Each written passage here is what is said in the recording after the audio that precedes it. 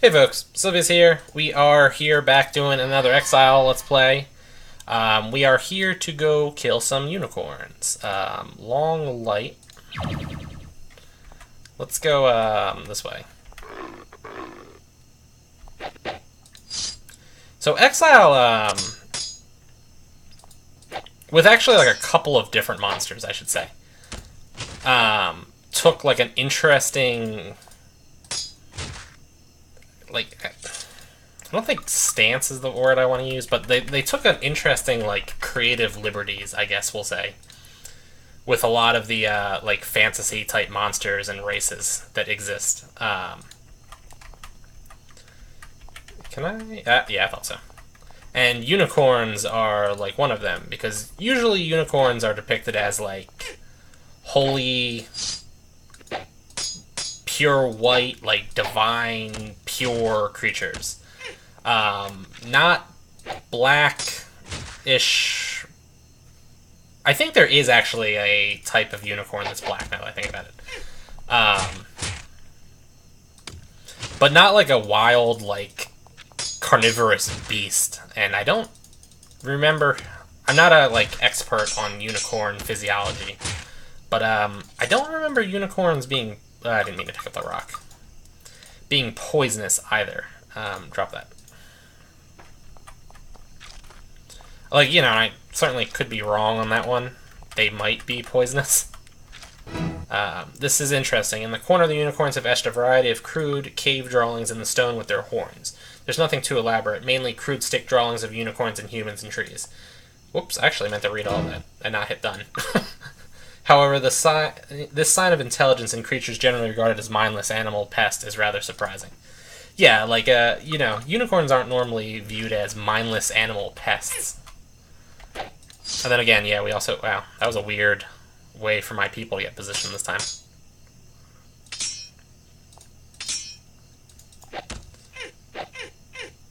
Okay. I want to make sure none of my people are getting, like, overly poisoned and end up dead. Yeah, you guys suck.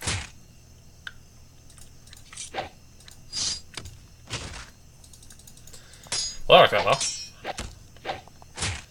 Seriously, 5 of you could not kill one unicorn? A little bit better that time around. Alright, let's go pick up these horns. Yeah, it's just like an interesting take on the unicorns. And then, they do that also, I think, with the troglodytes. Now, I haven't seen troglodytes yet in this game, but rest assured, troglodytes exist. They kind of take, like, an interesting creative liberty with the troglodytes also, because, like... now, alright, well, I could be wrong on this one, I should say. Because troglodytes... I've heard the term troglodyte used as, like, an insult to a person. Kind of like saying, like, you're a Neanderthal, in a sense. I've heard people be like, ugh, he's like a troglodyte, kind of implying that he's, like, a savage, primitive, stupid person. Is the way I've heard troglodyte used in, like, actual human terms. Let's do a full loop around here real quick, I guess. But in, like, Dungeons & Dragons, which is the only thing I've ever actually, like, played that has troglodytes, troglodytes are a, like, lizard folk. They are what the Zerkai would actually be in Exile.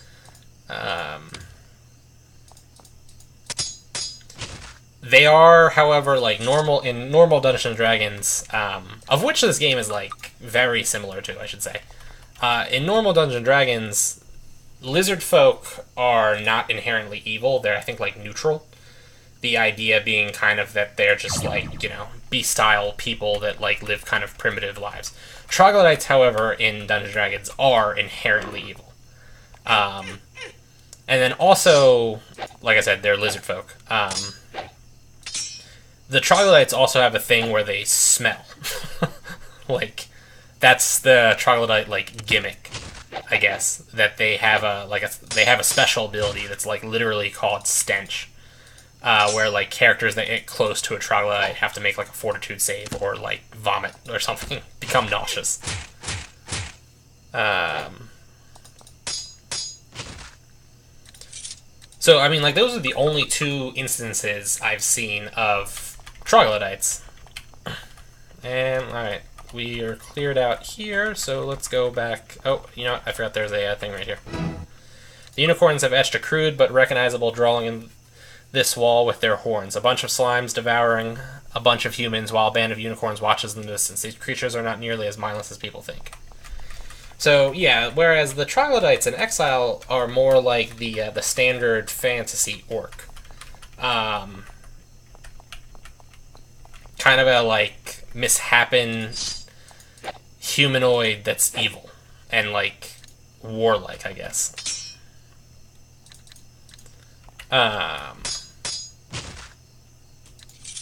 So, I don't know. Yeah, it's kind of weird. Also, just on the topic of orcs, orcs are usually described as being, like, kind of greenish and, like, are basically, like, pigmen, essentially. But in, like, Lord of the Rings and that fantasy thing, like, orcs are more militant and they're almost like a slightly enhanced form of goblins. But, lately I've been, well, I mean, not so much lately, but I've been reading a lot of, like, Japanese light novels that have been translated, usually unofficially, into English. And they, too, have orcs, but their orcs are actually, like, pure pigmen, where the orcs are usually, like, massive, you know, weighing, like, 500-some pounds, like, fatty, really slow, but, like, stocky things that, like, have, like, a huge appetite and are, like, basically, like, pigmen. Well, I'm not sure what the, like... The air flowing from the east is very hot and muggy and has a distinct sulfur smell. I'm not sure what would be, like, the official or the correct representation of orcs. This obelisk is clearly ancient. The highly worn runes carved onto its surface are completely unrecognizable to you. You reach the center of the unicorn nest and are greeted with a sight which is clearly and shockingly unnatural. The rock floor to the north is molten and glows red hot. In a cave such as this, far from any volcano, this should not be happening. This cave is obviously regarded with great reverence by the unicorns. They have etched elaborate designs and pictographs over every non-molten square inch of the stone. The heat is oppressive and the sulfur smell makes you feel faint. Now there is actually a thing here, but I can't do it right now because I can't walk through that lava without dying. But if you can get through all the lava and get all the way down there, you can trigger a little, like, quest type thingy. But I can't do it right now. So we are... Yeah, same thing. We are all finished here, actually. So we're going to go to Kryzen. I'm going to go this way, actually. Yeah, we're going to go to Kryzen. Sell my unicorn horns. Oh, hey, look, more unicorns. Wonder where they came from.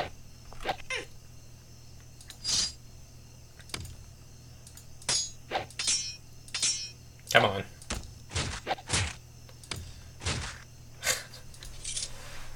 Hopefully I get a lot of money from these unicorn horns, because if I don't, I'm not sure how else I'm going to be getting money. But yeah, I don't know, just going off on that like thing. So I'm not sure what is the actual, like, authentic orc. Whether or not it is the Pigman or the, like, Lord of the Rings. I've also heard that orcs are, like, fallen elves or something like that, too. From a couple of sources. Interesting enough, too, this game does not have elves nor dwarves. It has cat people and lizard people. And elves and dwarves are kind of your, like, baseline fantasy creatures. Hey, my people are starving. This, however, is at a really convenient spot, because I know one of these pieces will sell food. Much to your surprise, even though your paleness and thinness marks you as, if not Exile's very strange characters, the people in the farmhouses are happy to welcome you and give you a meal. They warn you not only about the slimes, but about brigands who somehow travel with the slimes without harm. Nobody knows where the things come from, but they're convinced the only way to deal with it is for humans to stick together as much as possible. One of these little spots, I'm pretty confident they'll sell me food. The farmers welcome you in warmly. You find out that the son of one of the farmers was sent to exile some years ago for being a little funny. You can see the anger in their eyes, fresh after all these years. They ask you if you ever saw him. You haven't, but they're still greatly relieved to hear that Exile is still there and doing okay. They're so grateful that they offer to sell you some of their crops at a discount. Yes. Yes, 28 food for 16 gold. Unfortunately, I only had enough money to do that once. That's great. So we are now in Kryzen. After years in subterranean hovels, the splendors of huge buildings and streets before you, teeming with life, makes your eyes pop. You enter the city of Kryzan for the first time. After worrying about how you will be greeted by the Empire's citizens when you actually enter one of their cities, you find your fears were ill-founded. Nobody gives you more than a passing look as they go about their business. However, all is clearly not well. The people are nervous and watch the ground carefully as they walk. As you look closer, you see the city walls have been scorched and melted. A sour smell you cannot identify hangs over the street. It occurs to you that these people may not care about being visited by exiles because they have much more pressing concerns to deal with. So I guess we will explore Kryzan here. Because I don't like having blank space on my map. I hate when I go into a big town like this and then the NPCs open up all the doors.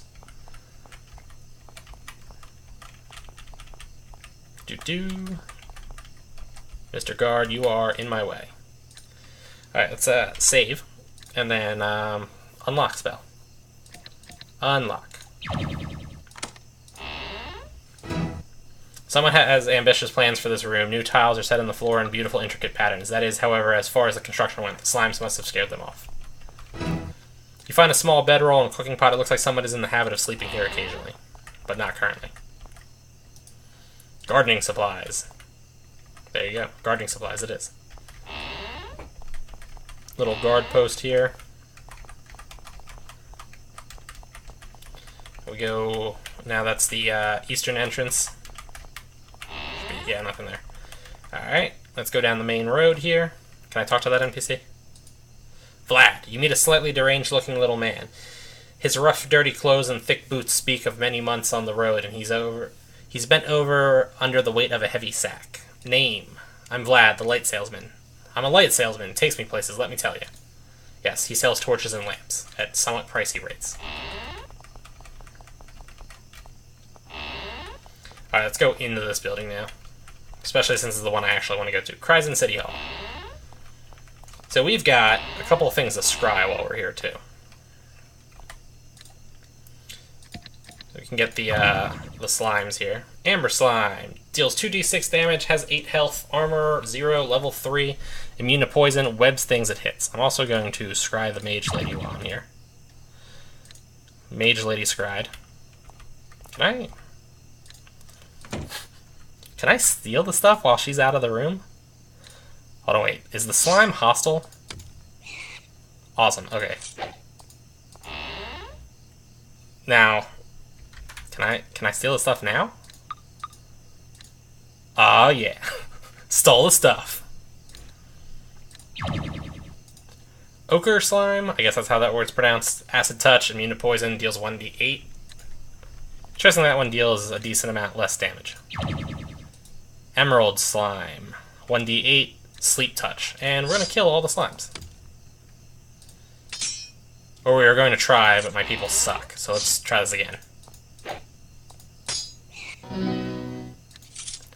Wow, I'm kind of surprised that Meow leveled up off of that. There we go. Took me a while, but we got it. And what's the sign say? Research. Okay.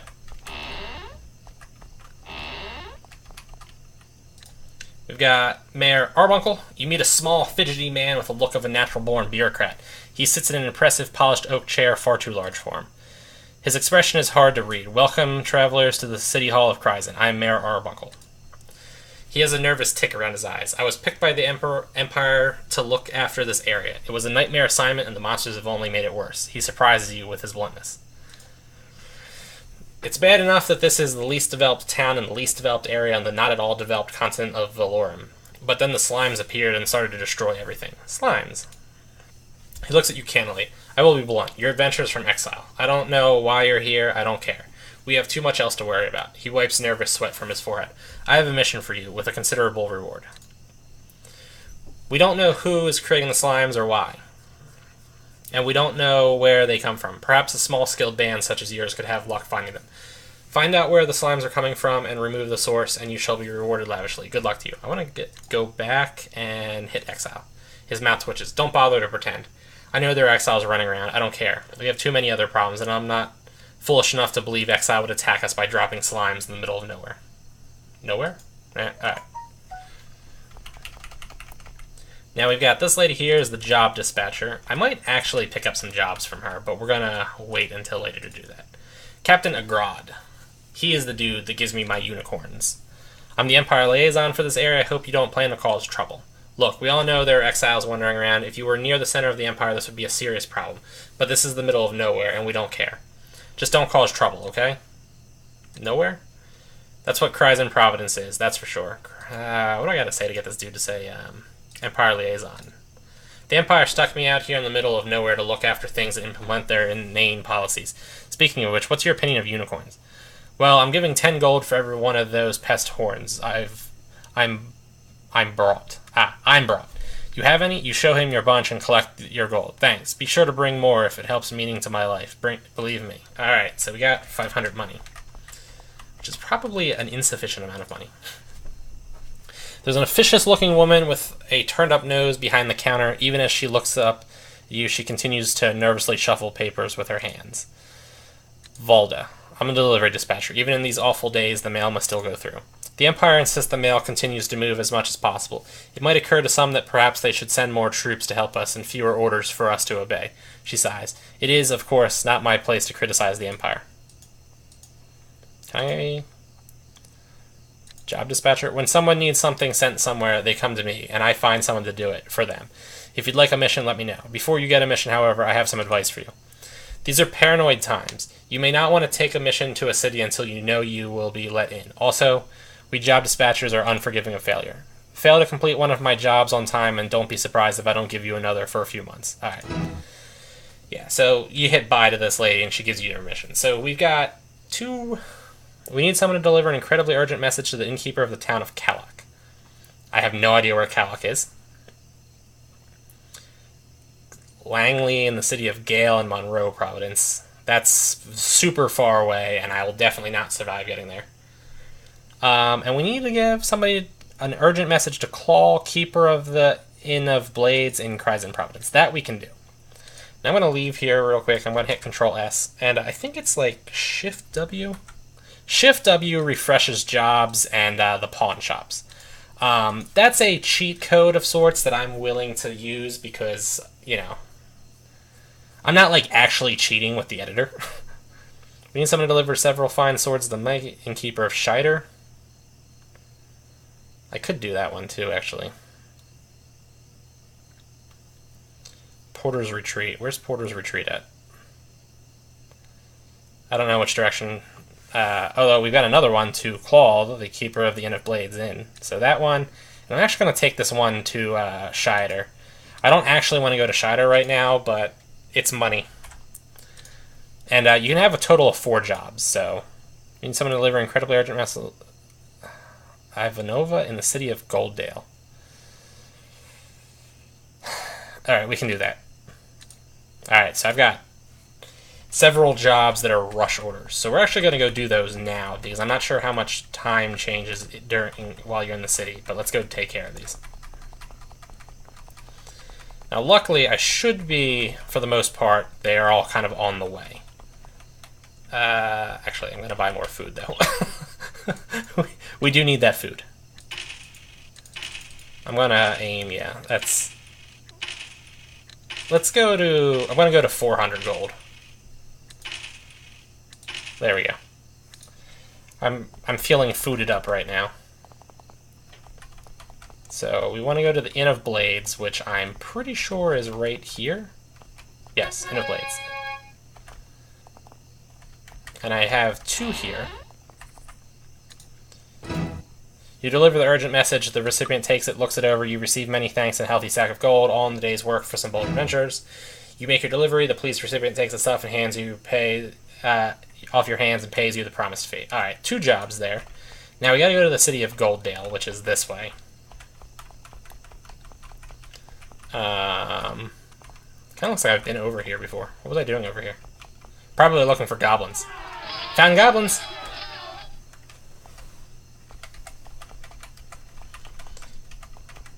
I shouldn't really have any issues with just fighting goblins. And wolves. Whatever. Wow, really? You failed to... Wow, you both failed to kill that? You all suck.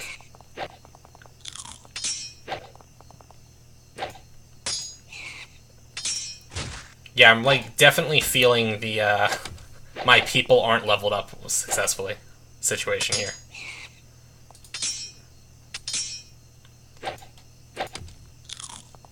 My mages are practically useless in melee combat, which is great.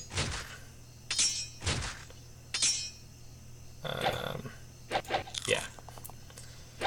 I'd probably, like, if it wasn't such a, like, minor... Komodo leveled up there. If it wasn't such, like, a minor hassle to actually, like, you know, click on the spell button, and then click on the spell, and then click on the enemy, and then watch the spell get cast, I'd be way more inclined to actually just cast the spells to kill the enemies. Alright, I'm casting Wound. I don't care. I'm casting it.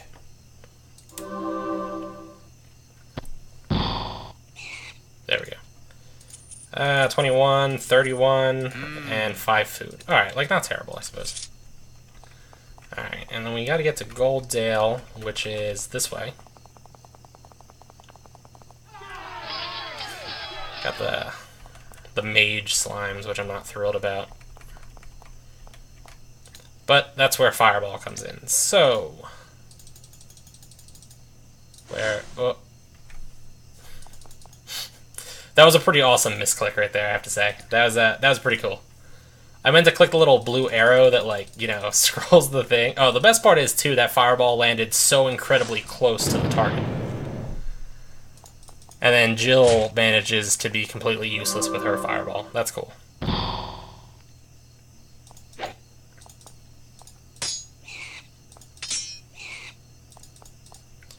Let's have Komodo succeed this time. Really? You know, I just don't care. And there we go. Jill now does way more damage than what's necessary. And there's still slime left alive? No items? Yeah, I didn't think so. Alright. So we're almost at Gold Dale.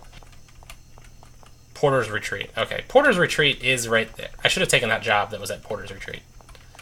For some reason, I thought Porter's Retreat was a little bit further away. And I actually don't remember jobs. Oh, I guess I gotta scroll down. Innkeeper, no. To Ivanova. By day 15. And the other thing has to be done by day 16. Now, I'm pretty sure she's in this building. She is, in fact, in this building. She is also a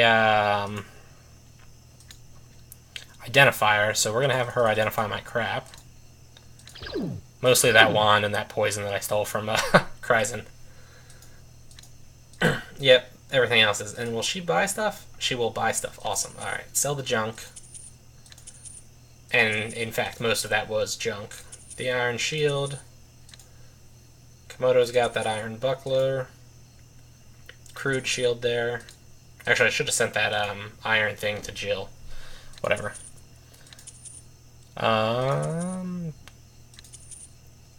For the first time ever, I'm feeling confident about my finances. This is cool. Alright. And now I'm going to spend all of my money on training my people. Alright, so Sylvius is good. Meow needs... Alright, what are we going to do here? What are we going to do here? Why did I give Meow points in Disarm Trap, but not Lockpicking? Does anybody else have Disarm Trap? Nobody else has Disarm Trap. Okay. That's weird. I don't know what I was thinking there. But yeah, right now what's way more important is combat potential. So we're going to go Edged Weapons and Strength. Avatar's good. Komodo. Intelligence. I'm going to give him 3 points of Dex, because I think that's what... Yeah, before a character does any fighting or fires any missiles, the skill should be at least 3. So we're going to get him up to 3. Then we're going to give him that one more... You know, let's just give... Pole weapons, and we're going to boost his spell points. That's what we're going to do. Now, Jill has 9 points. We're going to up her Dex to 3. And bashing weapon increase and spell points. And then cardiorespiratory, we're going to up her spell points to 20. She doesn't need as much because it's just pre-spells. She's not lobbing fireballs everywhere. Strength, and we're going to raise Dex up to 3, and we'll give her another point there. And that is everybody. Now the other thing I want to do is, actually I'll just keep my people in positions for now. Alright, so I still have 1,000 gold, and all of my people are leveled up. My finances are good, and now we're off the Shire.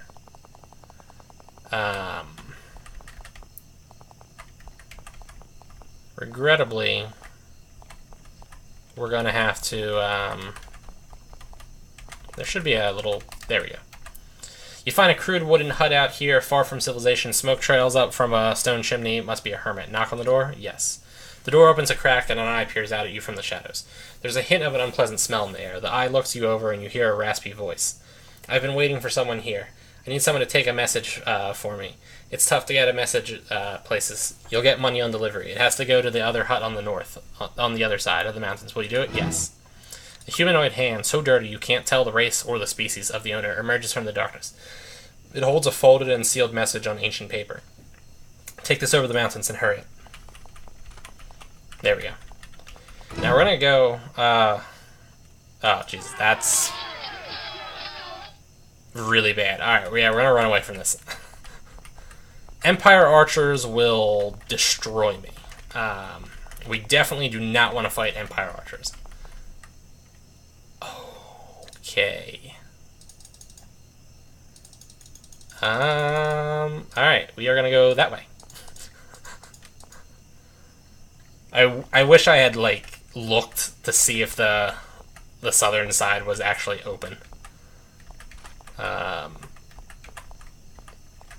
Yeah, we need to run away. There might only be, like, one Empire archer, but I'm not confident that I'm capable of fighting a single Empire archer. So, run away we shall. Nobody has successfully run away yet. That's good. Alright, Meow's gone. Avatar's gone. Komodo's gone. Jill's gone. Cardiorespiratory is not gone, nor is Sylvius. Come on. Alright, good. We're gone. Let's save in case that happens again. And we're going to go through this pass, and we're going to have to pay 25 gold here. The mountain pass is unfortunately guarded. When you get halfway through, you can't help but see bands of misshapen humanoids moving into position in front of you and behind you. They have weapons out and ready. One of the larger ones, brandishing a massive halberd, yells, "This is our pass. You pass, you give us 25 gold, else we slit you bad." So you can attack them, which I'm probably not going to survive, or you can just leave, but we're a time-sensitive mission here. One of the troglodytes approaches and collects the demand goods. Satisfied, they fade into the hills, leaving you free to move on.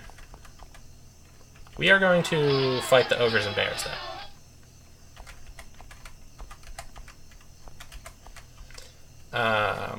Although the bears are actually enough of a threat that I'm going to start lobbing fireballs right off the bat. That said, what are we at? 2 ogres and 2 bears? This is not a really big fight here. I will scry one of the bears because I want to know what we're getting into. 4d6, 1d12, 1d12. So that would be the bite and then 2 claws, 40 HP. And we'll shoot a wound at that one.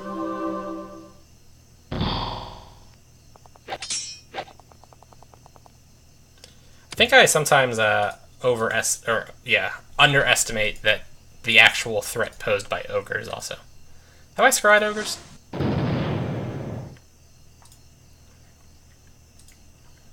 Yeah, level 7, armor 9, skill 10, 35, 3d6s. That's, like, I think I am actually kind of underestimating how much of a threat they are. I'm kind of, like, in my mind, I'm viewing them as something like, you know, something kind of like a step up from goblins. And I don't think that's a fair representation of what they're actually capable of.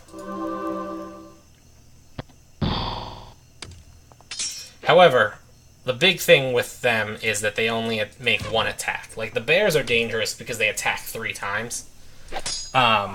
So even if the ogres hit, like, incredibly hard, there's still not a lot I need to be concerned about because if they like, you can't be killed in one shot. You can only be knocked to 0 HP.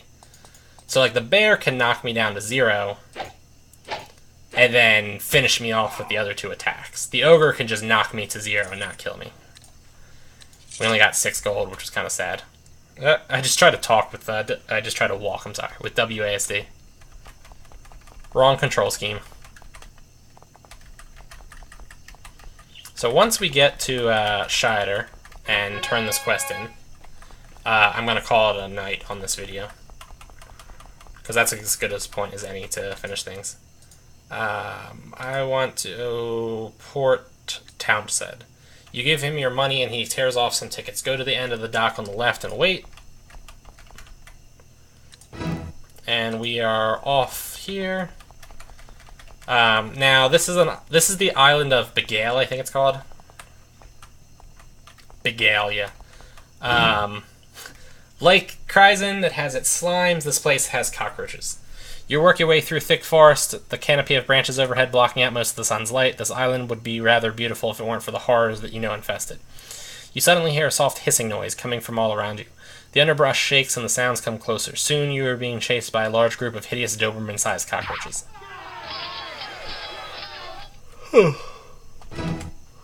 Your gorge rises as you realize what is scuttling before you. It's an enormous cockroach. It's huge and filthy and makes a constant hissing noise. Slimes are one thing, but you can't imagine living someplace infested with these things. Now, unlike the slimes, these guys carry disease. Boy, do they carry disease. Causes mild disease. Poison resistant. Deals 1d8 and has 10 HP for the regular ones. And the big guys... Well, I guess I'll be shooting a fireball.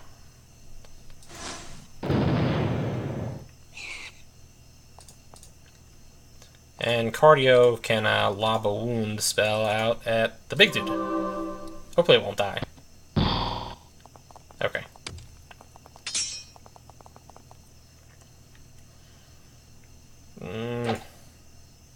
Way to suck, Sylvius.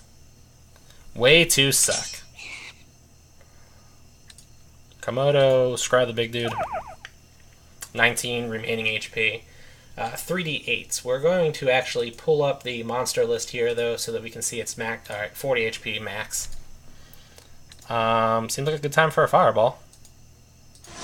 Huh. Thought I was going to die from that. I obviously do not remember how much HP it had. Now it's dead.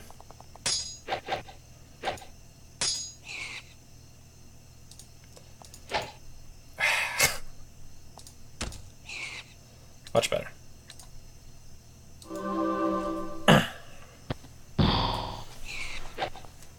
Alright.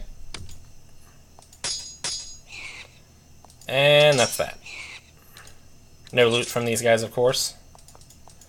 Sometimes they drop food. Who do I need to drop this off to here? Find swords to Mickey the Innkeeper in the city of Shader. You stride into the city of Shader, relieved that nobody seems inclined to attack you at the moment. It's a beautiful city, all clean buildings, elegant architecture, and carefully tended lawns and gardens. Something, however, is not right. The city is too still. There are few people in the streets, and they avoid each other. Everybody takes great pains to not get too close to anybody else. Everything is way too quiet for such a large city. Strangest of all, however, is the smell. It's the smell of rotting flesh, smoke, and a host of other unnerving elements, which seems to stick to your clothes, your hair, and the insides of your nose. You've reached the city of Shader, and it's clear that all is not well with the world. Now, I'm trying to remember... I don't actually remember where the inn is. Although this looks like the inn. There we go, inn found. Mickey. Alright, and... Shader Bazaar... We're actually just going to cut through the bazaar, because I think there's a... job dispatcher right there. So we're going to pick up some additional jobs, and then I'll end this video at that point. Ugh, come on. Job dispatcher, there we go. We need someone to deliver several fine swords to Carol, known to be in Delis in Kryzen Providence within 4 days. Delis. Alright, we're going to take the Delis mission. We're going to take Convoy an important message to Mayor Runkle, because Stormport is where I spend most of my time. Job dispatch. Another one to Carol. We're not going to take that Southport Lighthouse one. I'm not sure exactly how out of the way that one is, but it also wasn't very good reward. Miko, last known to be in Bolton in southern Valorum. Now see, that was where I was going, and that pay wasn't bad, but I don't want to take a mission where the person might not be where I want them to be. So deliver... Nope. Nopes all around for those two. Important message to Town of Moon. No, Moon's super far away and in dangerous area. Same with Tevranoa. I can't get into Sharamik right now, so we can't take those missions. Out of the there's 6 major cities in Valorum. There is Shader, Kryzen, which are like the 2 starter ones. I'll call them like the lower level cities, and then we have our 2 medium level cities, which are Sharamik with the troglodytes, and I think it's like called L'Oreal or something like that. Lorey or something along those lines, with the hill giants. And then there's the harder city, which is Gale, with the golems. And then there's the much harder city called the Keep of Tinra, with the alien beasts. We're not slaying a Naga, that's for sure. Kessel? That's sort of out of the way. I should have taken that job, actually. That was my bad right there. Yeah, not Gale. That's not good. Dorngus? I don't even know where Dorngus is. I actually think I know where Dorngus is, but I'm not 100% certain, so I'm not taking that. Yeah, Taverna, Truden, Innkeeper of Dellen. We're not going to take that either. I'm hoping... Yeah, whatever. Porter's Retreat.